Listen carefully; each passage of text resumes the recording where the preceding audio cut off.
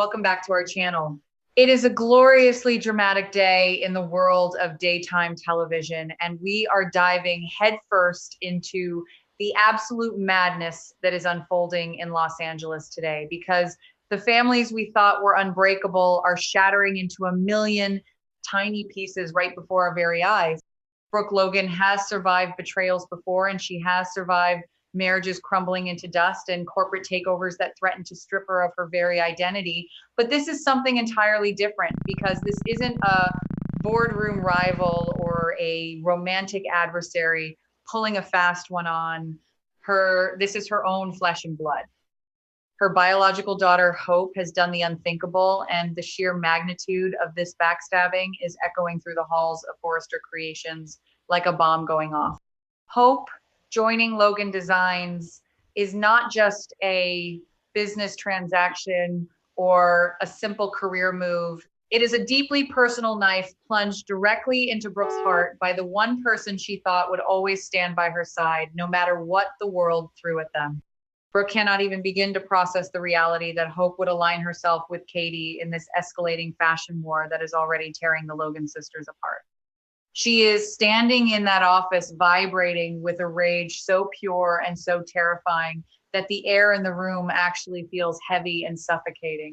Hope is standing there sobbing those heavy, chest heaving sobs that are supposed to completely break a mother's heart. And she is begging and pleading and trying to explain her side of the story. She just wanted her own path. She just wanted to step out of the suffocating shadow of Forrester Creations and be her own woman and make her own mark on the world without having to constantly answer to Steffi or wait for a production window that might never come. Hope is crying and wiping her face and looking at her mother with these desperate eyes, hoping to find even a sliver of the unconditional love that has always been her safety net. It is not there. Brooke is staring at her daughter with eyes that are completely devoid of warmth or understanding or forgiveness. Brooke coldly and flatly declares that she does not even recognize the woman standing in front of her anymore. The psychological devastation of a mother looking at her own child and seeing a total stranger is playing out in real time, and it is absolutely brutal to witness. The betrayal has completely severed the bond between them. Brooke is not just mad or disappointed. She is fundamentally broken by this deception because she fought so hard for Hope at Forrester, and she went to bat for her against Ridge and Steffi and put her own marriage on the line just to make sure Hope had a place in the company. And how does Hope repay her? By sneaking around and signing contracts with Katie and debuting a rival line on live television while Brooke stood there looking like an absolute fool in front of 4 million people. Brooke is unleashing a torrent of fury that cannot be dialed back. She tells Hope that the umbilical cord is officially cut and the consequences are going to be immediate and severe. Brooke points her finger and issues an eviction notice right there on the spot. She orders Hope to pack up her things and get off her property immediately. The cabin on Brooke's estate has been Hope's sanctuary for years, and it is the place where she raised her kids and built her life and felt entirely safe from the chaos of the outside world. Brooke is stripping all of that away in one swift and merciless motion. She is kicking her own daughter out onto the street just as Hope is supposed to be, celebrating the biggest professional triumph of her entire life. It is the ultimate irony that Hope is now the face of a billion-dollar fashion line and wearing $100 million diamonds on the runway, but she literally does not have a place to sleep tonight because her mother is throwing her out like yesterday's trash. And then there is Liam trying to do what Liam always does, which is step into the middle of a war zone with his hands raised, trying to negotiate a peace treaty that absolutely no one asked for. Liam tries to intervene. He tries to calm Brooke down and explain the logistics of the situation and maybe buy them some time to figure things out, because you cannot just evict a family with zero notice. Brooke is having absolutely none of it. She turns that icy, unyielding glare onto Liam and shuts him down before he can even finish his sentence. She kicks him out too. She tells him to grab his wife and get off her land because she is completely done with both of them. Liam is left standing there completely helpless because he knows that when Brooke Logan reaches her breaking point, there is no reasoning with her and there is no talking her off the ledge. They are homeless. The golden couple of Los Angeles has been reduced to packing boxes in the dark because Hope thought she could play corporate espionage with her own family and get away with it. This marks an irreparable crack in the Logan family that is going to ripple outward and destroy everything in its path. The family dinners are over. The holidays are ruined. Brooke is drawing a line in the sand and she is forcing everyone to choose sides. And if you are on Team Logan Designs, you are dead to her. Hope is going to have to figure out how to navigate this massive new career while dealing with the devastating reality that she has lost her mother's love and protection. Where will they even go? Will they have to move into a hotel or go crawling to Bill Spencer for a place to stay? The sheer humiliation of having to pack up their entire lives while the press is outside waiting to ask them about their new fashion line is a level of poetic justice that is almost too painful to watch, but we cannot look away. Transitioning across town, we have another mother and daughter relationship completely imploding on the exact same day because Taylor Hayes is currently making the worst decision of her entire life. Taylor is completely desperate and panicked and backed into a corner because Sheila is playing the most twisted and evil game of chess imaginable. Sheila is holding Deacon's divorce papers hostage. She is refusing to sign the documents that would finally free Deacon and allow him to start a new life with Taylor, unless she gets exactly what she wants. And what does the nine-toed psychopath want? She wants visitation. She wants monitored visits with Hayes and Finn. The absolute audacity of this woman to even utter those names after everything she has done is mind-boggling. Sheila shot Finn in a dirty alleyway and left him for dead in a pool of his own blood. She shot Steffi and nearly orphaned those children. And now she is sitting there with a smug little smile on her face, demanding playdates as the price for a signature on a piece of paper. It is pure, unadulterated evil genius because she knows exactly how desperate Taylor and Deacon are to be together.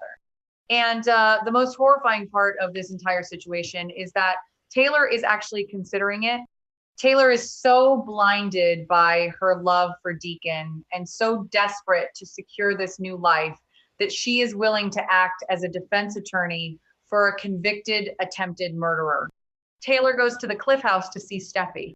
The Cliff House is supposed to be Steffi's safe haven, but it is also the place where Sheila has inflicted so much trauma and terror over the years. Steffi is probably just trying to have a normal day and manage the absolute chaos happening at Forrester Creations when her mother walks through the door looking like a nervous wreck. Taylor actually sits her daughter down and begs her to agree to Sheila's demand. Taylor is pleading with Steffi to just allow a few monitored visits a month so that Sheila will sign the papers and go away. Steffi is horrified. She is sitting there looking at her mother like she has grown 3 heads and is speaking an alien language because she cannot comprehend the words coming out of Taylor's mouth. Steffi's visceral reaction is a mixture of pure terror and blinding rage. She realizes in that exact moment that Taylor is completely blinded by love. Taylor is prioritizing a criminal over the safety and well-being of her own grandchildren. Steffi's mama bear instincts kick into overdrive and she is roaring back at her mother with a ferocity that could shatter glass. She tells Taylor that she will never let Sheila near Hayes. Never in a million years. Taylor tries to explain it away. She tries to rationalize the irrational by saying that the visits will be monitored and that it is the only way she and Deacon can finally be together and start their new life. Taylor is crying and begging and trying to make Steffi see that this is a sacrifice for love. Steffi is completely disgusted. She feels entirely betrayed by her own mother. How could Taylor ask this of her? How could Taylor look at the daughter who was bleeding out in an alleyway because of Sheila and ask her to hand over her child to that monster just so Taylor can play house with Deacon Sharp? It is the ultimate betrayal of a mother's duty to protect her young. This conflict is pushing Taylor and Steffi's relationship into a severe and possibly permanent crisis. Steffi has always defended Taylor, and she has always fought for her mother against Brooke and against the world. But right now, she is looking at Taylor, and she is seeing a weak and selfish woman who is putting a man above her family. Steffi feels like she is losing her mother all over again, but this time it is not, because Taylor is running away to another country. It is because Taylor is willingly walking into the darkness with Deacon and trying to drag Steffi's children down with her. The shouting match in the Cliff House is deafening. Steffi is screaming that Sheila will never set foot on this property again. And if Taylor wants to be with Deacon, she is going to have to find another way, because Steffi is not negotiating with terrorists.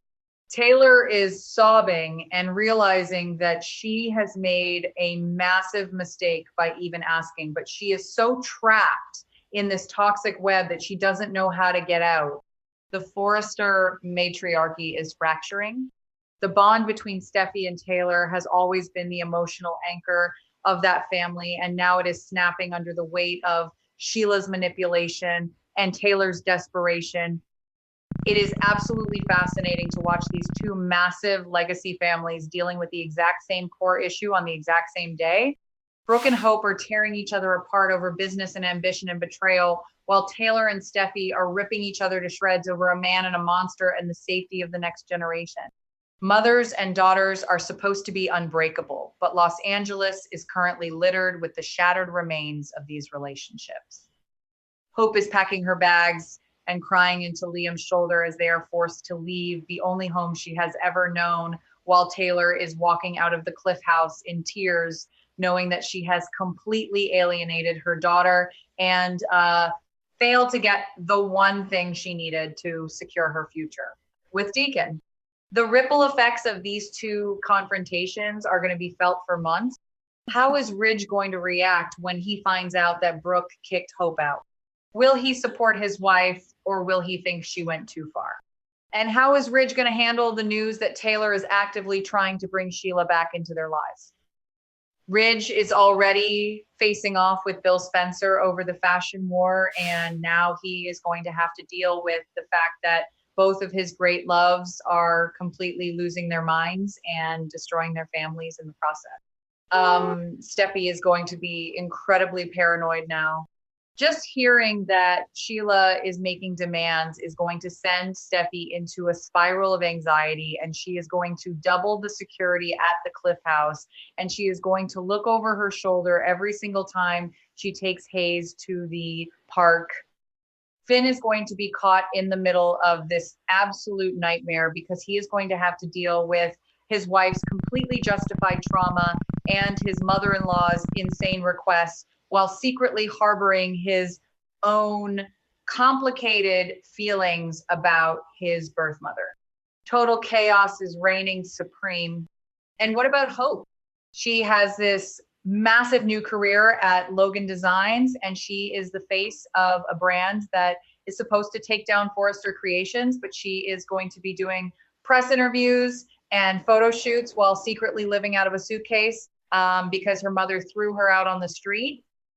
The psychological toll this is going to take on Hope is going to be immense. And she is going to have to harden her heart and build a wall around herself if she wants to survive this war, because Brooke is not going to back down, and Brooke is not going to forgive her anytime soon. Hope wanted independence, and she wanted to be her own woman. And well, she finally got exactly what she asked for, but the price was her family and her home and her mother's love.